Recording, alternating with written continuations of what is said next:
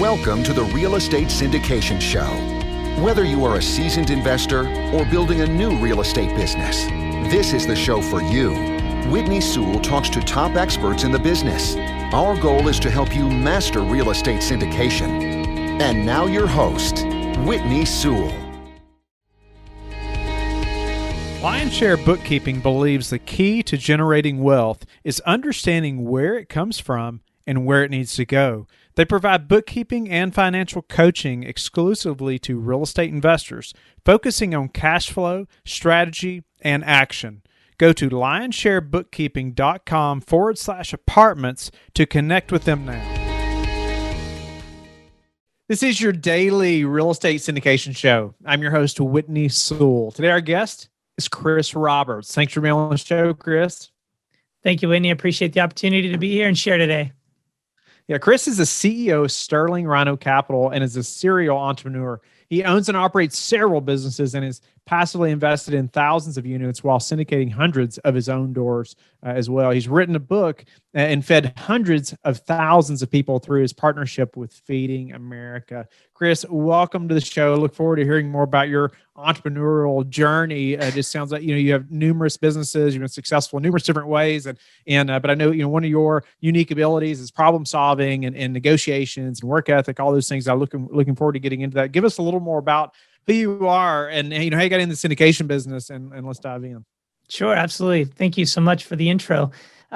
So my journey started long ago in business, just sort of trying to figure things out in life, being out on my own at a young age, and having some mentors that fortunately fell into my life that kind of gave me the right guidance with books and self-education, taught me a lot about problem solving and good work ethic, and kind of cut my teeth at a very early adult age. And then from there, built a sales and marketing career, realized that in order to exponentially grow, I needed my money to work hard for me. And so as I was diversifying, let's say investing in the stock market or starting this sales and marketing business I had, I figured there has to be another way. And so I dove into, picking up some little land parcels and selling them, and then eventually into single family duplexes. And then we jumped into the multifamily space. And along the way, I made some partnerships through some charity work I do, and ended up partnering up with a guy doing running a software company. And it was from the ground up. He was a successful entrepreneur. And I like getting my hands in lots of stuff. It really helps me learn. And I've grown substantially as a result of that, and been able to put really good teammates in place as well to help. But that's kind of my story. Is just I love the creative process, and I love the challenge of creating something. No, that is awesome. I love it when there's people that can just see opportunity and run after it, take advantage of it. It seems like you are that way. Maybe you could help us to think like that a little bit, or see opportunity like you obviously do. How do you know when you're going to run from something, or when it's like, no, I can do that, or I can partner with this individual. Like you talked about, this guy, he's already a successful entrepreneur, but starting a software business, and maybe that wasn't your thing, but you're like, man, I can help. I can do this. We can make this successful. Yeah. Whitney, that's a really good question. And I think one of our challenges as just human beings is, we can only take in so much. Our brains are only available. There's only so much capacity, right? And we're like linear thinkers in most cases. It's like we have what's in front of us, the paradigm of our habits, and we sort of go. And it's hard for us to see the opportunity that's around us because we're going, right? I always tell people when I'm young people I mentor, or even in the business world, it's like, look, get out of your own way. Obviously you don't know what you don't know yet, but if you don't throw yourself out there, you don't really, if you will, sell yourself to the world, almost pretend you're in an interview with everyone you meet.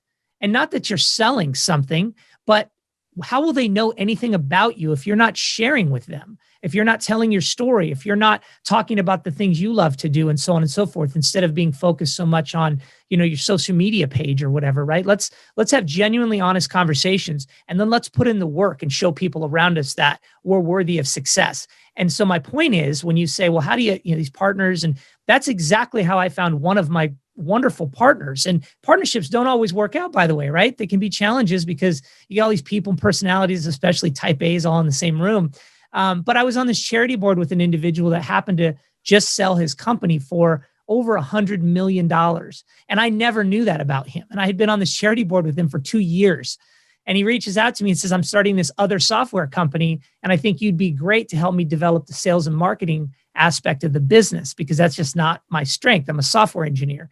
So all of a sudden, we partner up, we start working, and now that thing's off and running. We're bringing on lots of accounts, and I step back as a passive now. I was active in the beginning, but I own 15% of the company, right? So that's one example of how he really enjoyed the conversations we were having about my business experience and my energy and enthusiasm.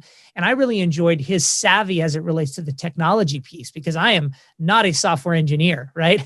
I'm the guy you put in front of people, not the guy who sits back and writes code. That's just not my strength. And I don't enjoy that stuff. And so that's one example of how by putting yourself out there and just being a people person and actually genuinely caring, you can bring people to you that might want to partner with you because they identify those strengths that maybe perhaps they don't have. So that's just one example. Yeah, for 2 years, you're building that relationship and he's learning about you and you're putting yourself out there, whether you knew it really or not. But wow, look what came from that. Tell us how you apply that now to the real estate business, syndication business, how, you're growing. I know you have properties, across this country, in different companies. So tell us how that has, transformed your real estate business and now grown it. Yeah, absolutely. Well, I think at first, any entrepreneur or even aspiring real estate purchaser, syndicator, investor starts out small, generally, at least in the beginning, because it's overwhelming to think about buying a large apartment asset or even buying a rental property. It's like, I got to deal with toilets and I got to deal with, and the reality is that it's all just problem solving and people, right? Every business is people and problem solving. So with me, when I first bought my piece of land, it was like, okay, I buy a piece of land, no problem. I hold it for a little bit, maybe put it on the market if I bought it right, and I make a couple bucks. That's pretty easy. There's not much required. And then all of a sudden you got a rental property and you have to have a process in place for that rental property. I got to buy it right. I got to analyze the market. I got to go in there and renovate it and then either put it on the market, rent it, make some cash flow, or I'm going to flip it and make a larger chunk of change. But then I've got all these taxes I got to deal with and then find another piece of property and so on and so forth.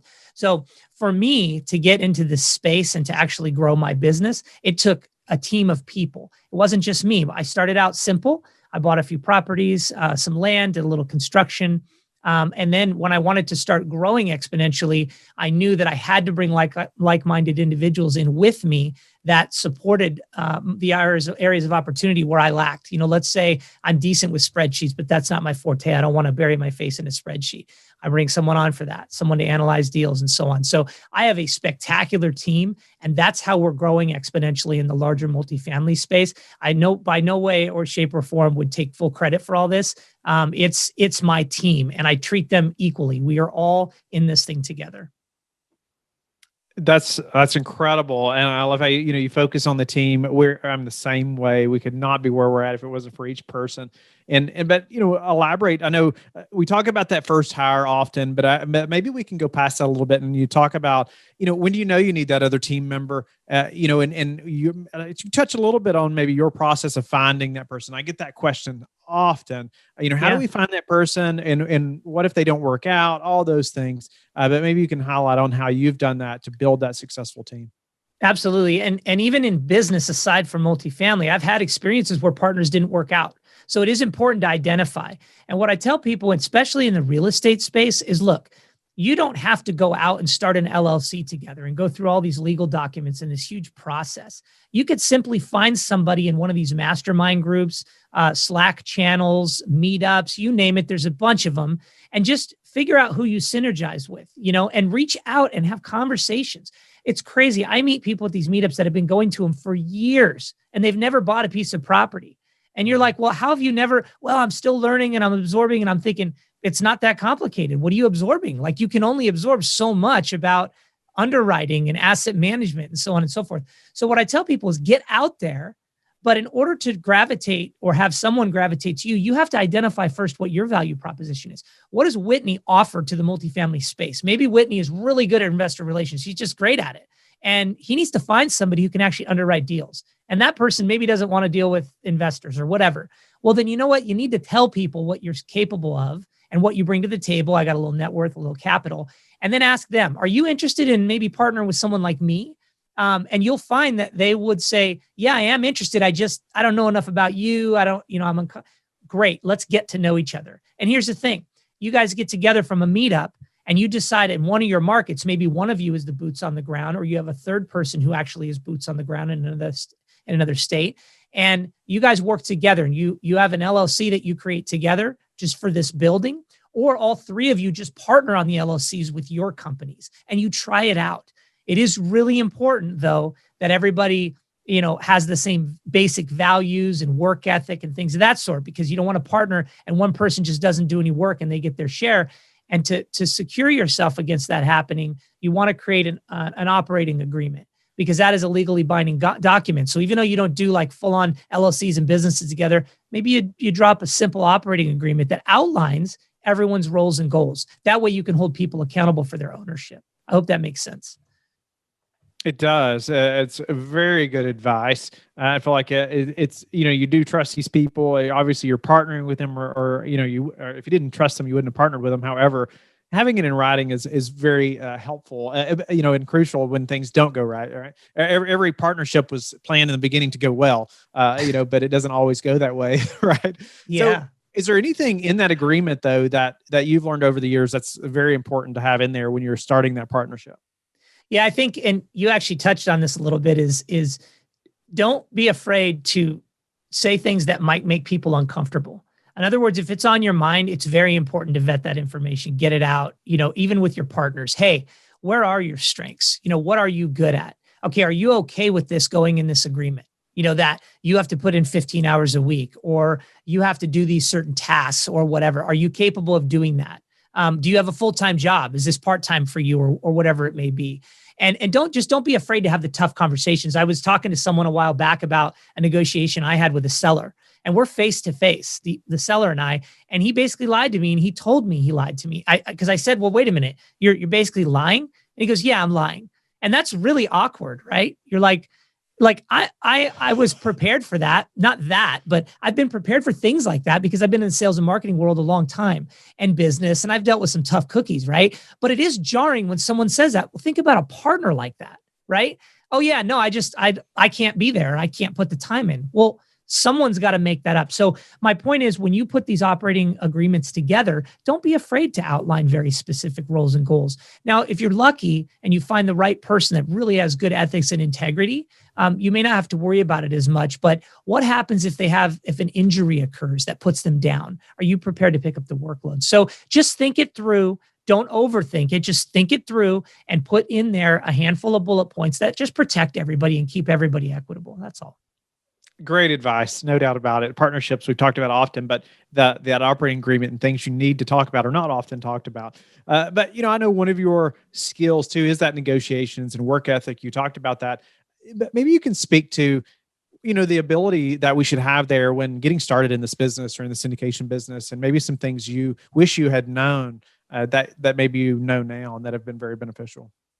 Yeah, I would say especially in the multifamily space, it's not rocket science, but there are a lot of moving parts. And first of all, to get into this space, I wish I would have known about it earlier, like I've heard a lot of people say as well, because you can just really exponentially grow and offset your risk with the larger assets. There really isn't much of a difference in buying, a $50,000 property or a $20 million property. It's just a little bit more work and processes that are in play, right? You bring in these SEC attorneys and so on and so forth. So I would say that some of the things that I wish I would have known is just about this space in general. And then I wish I would have known the power of teamwork earlier in life, because being an independent entrepreneur, it was really about me and my work ethic and putting my head down and go, go, go. And as I started to really get into this multifamily space, and I've done it a little bit in business, but usually it's one other person, I started realizing, no, you know what? We don't need one person or two people. We need like 5, 6, 7 people, and then another 4 people in the extended circle of influence, if you will, right? And I just wish I would have really utilized the power of that teamwork and let more responsibility go early on in my entrepreneurial life, because it would have made my life much easier. Instead of working 20 hours a day, I might have been on a beach a little bit more. So I wish I would have known that. The power of teamwork earlier in life. I couldn't agree with that more and more. The more our team has grown, the more I can see things even being done better, right? Because somebody's committed to that thing and they're better at it than probably I would have ever been anyway. And so couldn't agree more. What about just your problem solving abilities? Maybe just some mindset behind that, because it's so important that as an entrepreneur, you can solve problems and how you view those. But how did you gain that ability and mindset? Yeah, I think one, you really have to educate yourself well in multiple fields. For example, everyone wants to read 1,000 real estate books, and there's nothing wrong with that. I've read, gosh, probably all of them, all the podcasts, all the incredible information. But you have to learn about mindset, right? About problem solving, about negotiating. You have to think about a multifamily as a very dynamic business model. And even though you may delegate certain things, that individual that's dealing with, let's just say, asset management has to learn more than just about real estate, right? They have to learn about people and construction and all kinds of things that go in behind the scenes. And if you can educate yourself on the foundational level of every element and spread yourself out a little bit, where you're learning more about than just the one topic you're in, you'll find that those skills will bode well for you, not just in that particular asset class, multifamily or software or whatever, but in life as well. And an example of this is, I've read several memory books. I've read a lot of books on psychology, a lot of books on larger corporations, about the economy. I want to know how the world works because it helps me to understand what drives people on the other side of these deals I'm working with. And that's a really important piece as it relates to negotiation, because when you can understand where people are coming from and understand the environments around them, you're better suited to get what you need out of that transaction versus just, I'm going to go in here blindly and just bullnose somebody or whatever. That just doesn't work. And so I think it's educating yourself and understanding the world around you. Only way you can do it is just to keep learning. Like I mentioned, you need to know what drives people on the other side. That's so crucial when you're thinking about negotiating, right? It's so important. So, but what do you consume on a daily basis to know those things? I know you mentioned numerous books, if they're, and I don't typically ask for book recommendations because I know most podcasts do, but however, if you have a couple around this, that would be beneficial. That would be great. Or just things that where you consume this information on a more frequent basis. Yeah, I'm going to give you 3 quick ones, and we won't go on and on about them. But Chris Anderson's TED Talks, okay? Malcolm Gladwell's Talking to Strangers, okay? And How to Win Friends and Influence People. Now, those are just 3 quick ones that relate to storytelling, relationships, understanding people. Incredible book. Those are just 3 off the top of my head. I've got tons of them, but because those books teach people how to deal with people and how to understand people, right? And there's stories in there and all kinds of things. But outside of the business world, those are just some of the examples of how you can spend a little bit of time truly understanding the other side. It's really eye-opening. What's been the hardest part of just the syndication business or process for you, even after lots of business success and different businesses, in syndication specifically, what's it been for you? Well, I'd say for the most part, so multifamily was a newer space a couple of years ago for me. I was single family, again, linear. I got one thing I can deal with. It's all the legalities, all the processes and systems, and just sort of putting all those pieces together. The biggest challenge is just kind of knowing what you don't know, no matter how many books you read, until you're in a deal, in the heat of it, the thick of it, the deadlines, the capital raising. It's very hard to truly understand that pressure until you're in it.